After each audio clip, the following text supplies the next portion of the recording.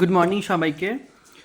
সকালবেলা আজকে কাজবাজ সেরে একবারে একটু বসেছি, ওদের খাবার করে নিজেদের খাবার করে ব্রেকফাস্ট করে লাঞ্চ একদম ডিনার অবধি খাবার করে রেখেছি। তার একটা কারণ আছে, একটু রেস্ট চাইছি আজকের দিনটা।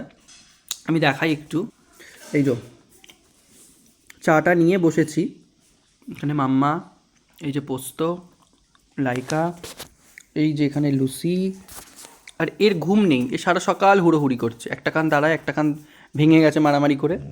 আর এই যে এই যে জেডিকে বাইরে রেখেছি, জেডিটার মাম্মা সবসময় মারামারি হয়, ওই জন্যে কাছে রাখিনি। আপাতত সকালটা সমস্তটা সেরে নিয়েছি আজকে।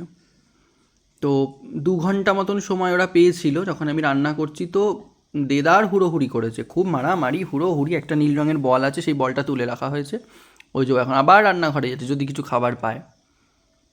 মোটামুটি এইভাবে শুরু হলো সকালটা।